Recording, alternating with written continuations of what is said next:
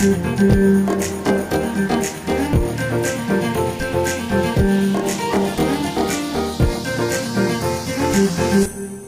programme vous est présenté par Luna Group, leader en prestation de services agricoles.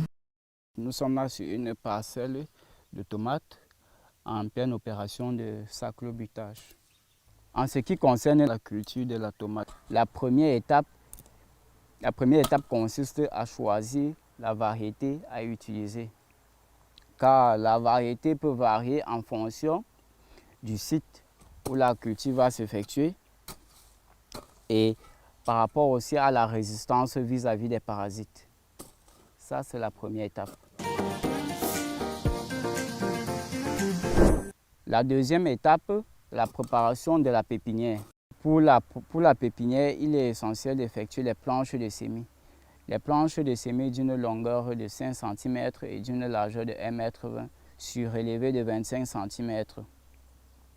En effectuant des lignes de semis de 20 à 25 cm sur la planche. Une fois cela effectué, on peut maintenant introduire les graines dans les lignes de semis préalablement effectuées. Introduire les graines en considérant un écartement de 1 à 2 cm entre les graines tout en évitant que les graines se touchent tout de moins.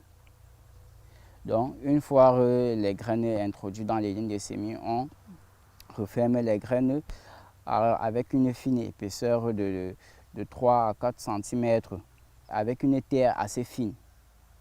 Une fois la pépinière recouverte ou alors une fois la planche recouverte, nous couvrons avec des rameaux de palmier à huile de façon à ce que les plantes, les graines puissent lever avant qu'on surélève les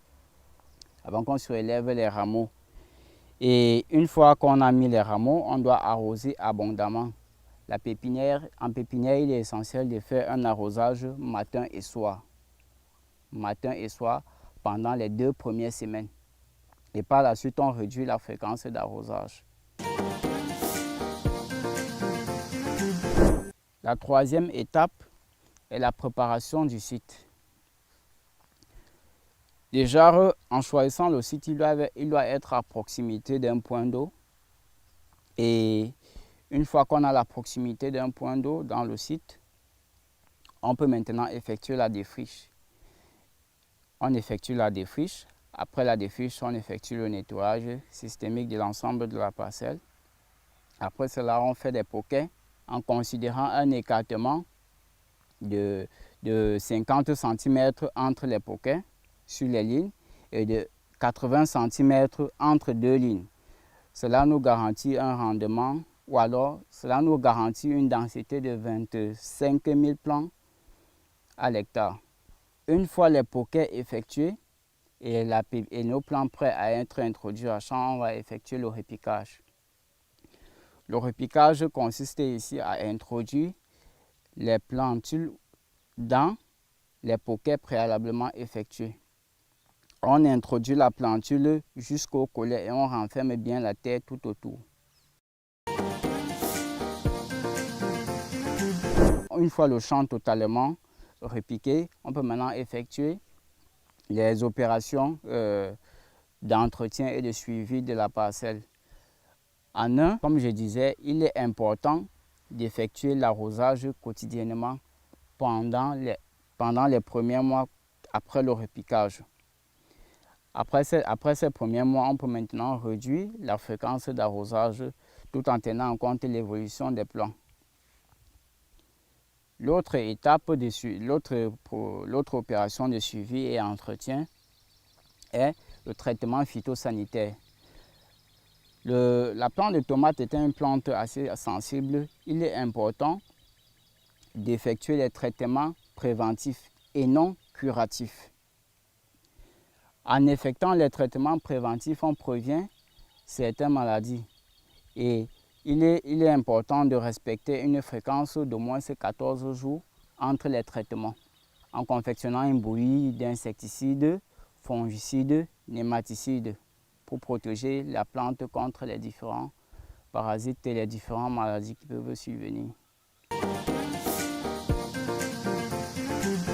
Et l'autre point important dans la culture de la tomate, c'est le saclage. Parce que la plante, en elle, elle n'aime pas la compétition. Si elle a la compétition, elle aura du mal à se développer.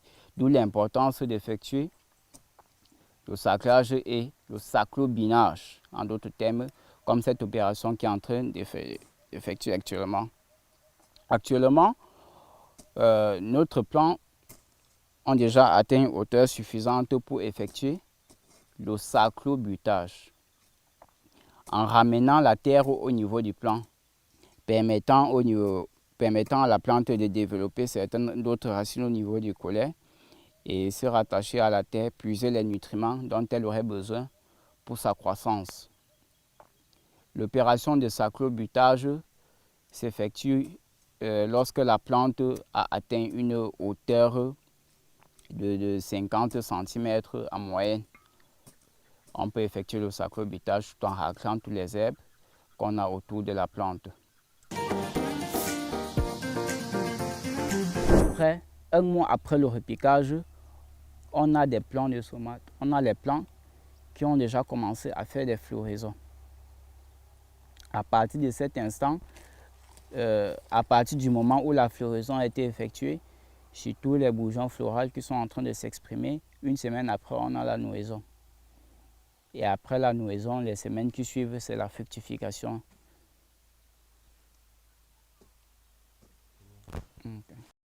Ce programme vous a été proposé par Luna Group, cabinet spécialisé en conseils agro-pastoraux, formation et séminaires, montage et réalisation des projets, investissement agricole, investissement pastoral.